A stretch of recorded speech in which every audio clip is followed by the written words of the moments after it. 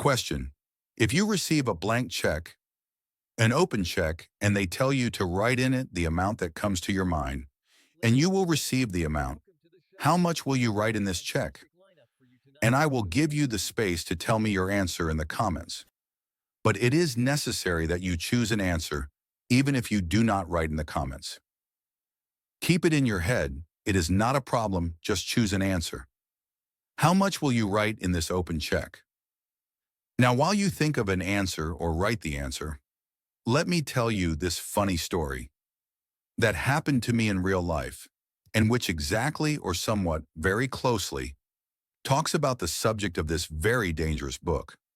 In the year 2008 or 2009, around these limits, I don't remember exactly which year to be honest, and I was sitting with one of my relatives, a prominent and encyclopedic person and a religious man.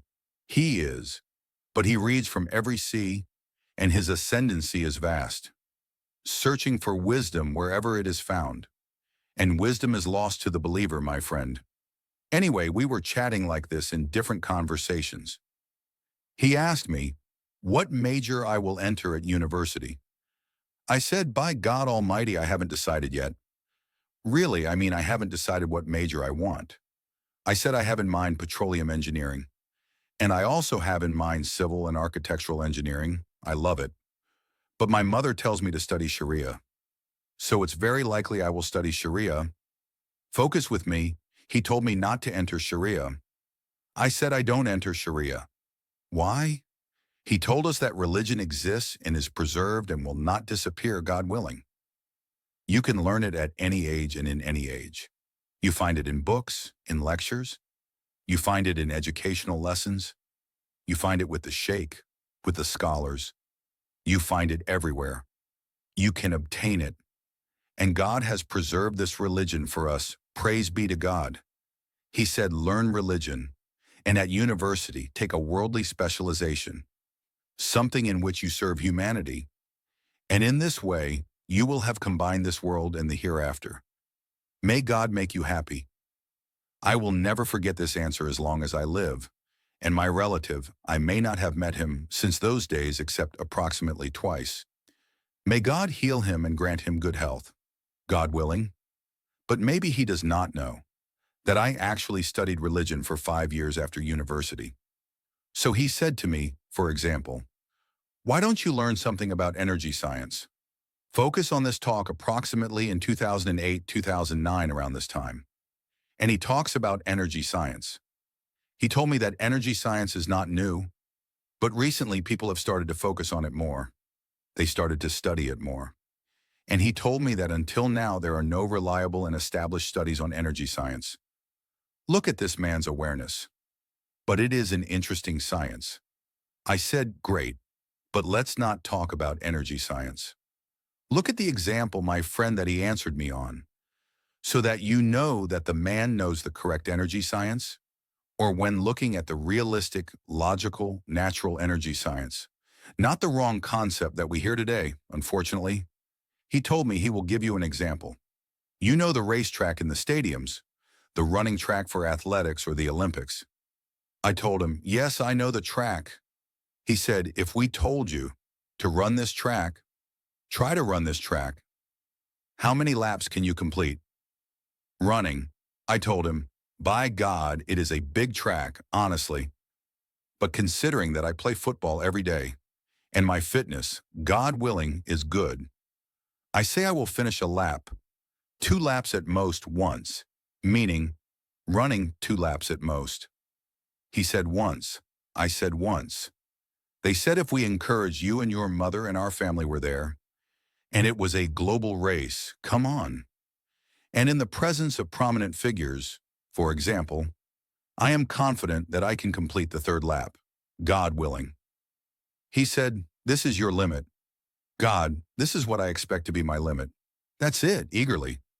He said, if we told you, come on, it's $1 million, but complete a 4th lap, you would complete it. I said, by God, I will most likely complete it. Of course I will complete it. God willing, I will try. God willing, even if I just crawl, I will complete it. But if I complete it, that's it. This is my limit. This is my limit. And if you say 10 million, you don't expect me to be able to complete my range? My body can't handle it. He said to me, great, when you complete the fourth lap, imagine with me that we called you a lion. A lion, my friend. What do you think? Will you stop and say, by God, this is my limit? Or will you run and try to save your life? It is not necessary to complete a full lap, but the most important thing is that you run. I said, of course I will run. I will try to save 1,000,000%.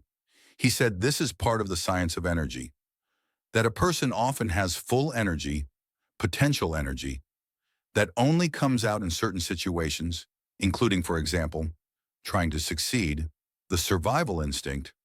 In the event of danger, a terrible and amazing energy comes out of you, and you are surprised by it. And this energy may be formed, for example, in self-defense. A strange strength comes out of you. Or, for example, that you are exhausted and collapsed.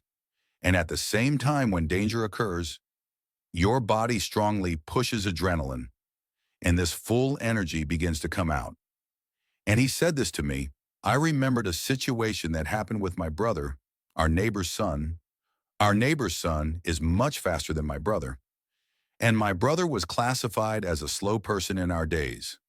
So they were going to the grocery store or the supermarket, and they were young at the time. And on their way back, a motorist caught up with them. Anyway, that neighborhood is disastrous, my beautiful friend. Anyway, they explained the situation to us after they arrived. And our neighbor's son says when we decided to escape home or run home, I couldn't catch up with your brother because of his speed.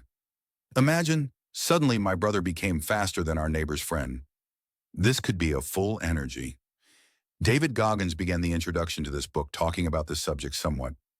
And he asks a question saying, do you know yourself? Do you know who you are actually? What are the capabilities that you can do? What is the energy that you have? What are the things that you can accomplish in life? Do you think that what you are doing now, or what you did before, is the most you can do? If you think that you know yourself and know all the capabilities that are in you, like Adam Grant says, you think again. Today I will prove to you that you are able to do anything in this life, and that you can achieve anything in this life. Look, my friend, the book by David Goggins, Can't Hurt Me, that we will explain today, does not talk about energy science at all, at all. On the contrary, it is 100% realistic. And in this book, he talks about the story of his very sick life. Indeed, this person lived a very difficult life. And he says, from my difficult life, I learned something very great. He wrote this book to teach us what he learned. A deadly series, my friend. Deadly. This is the first part of the book, Can't Hurt Me, by the author David Goggins. And he also put a small title in the book. I did not understand what he did with this title until later. The writer, master your mind. Take control of your mind. And this is one of the greatest lessons that I learned from David Goggins. Prepare a cup of coffee, and let's have fun. You are welcome. We are honored, regardless of the answer.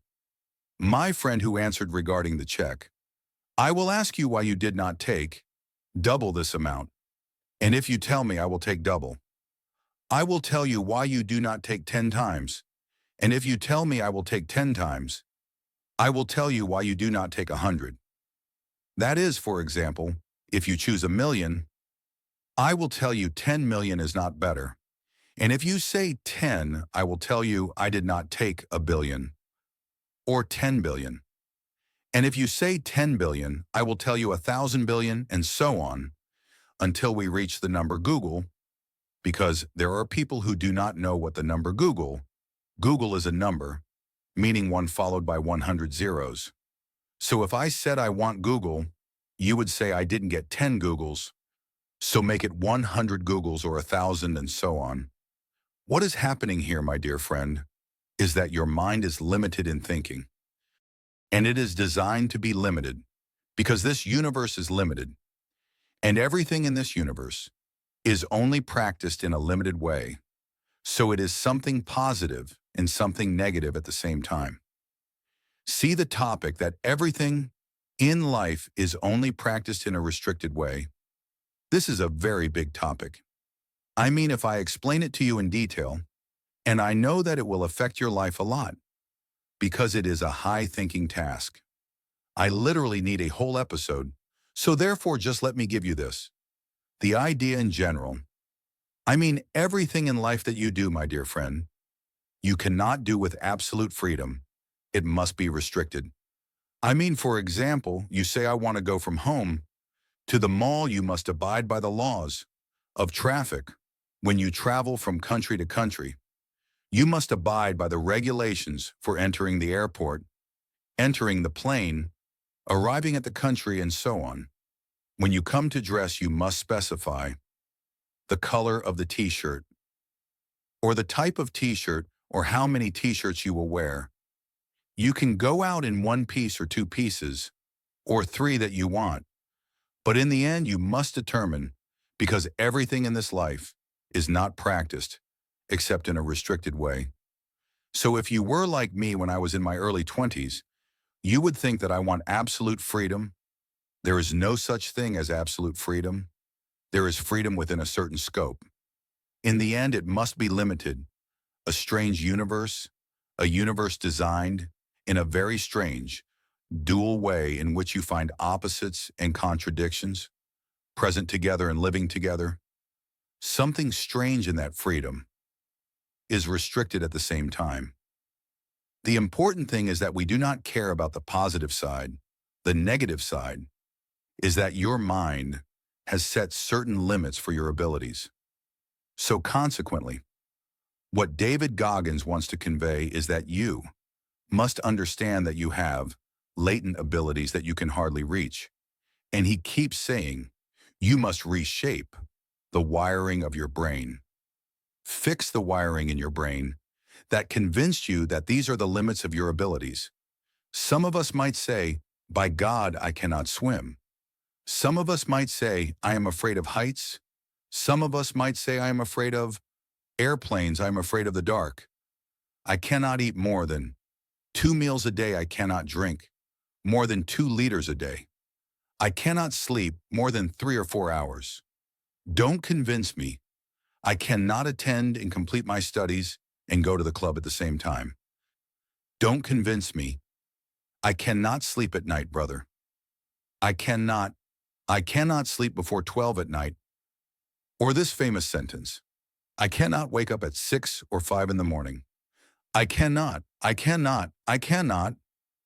This is what David Goggins is talking about. He is telling you that your brain controls you, and you need to rewire your brain. That is why I do not believe in something called motivation. He says motivation is something that really exists and many people live on it. Motivate me to do this. Motivate me to accomplish such and such task. Motivate me to do the impossible in my life, especially when your life is difficult. Listen.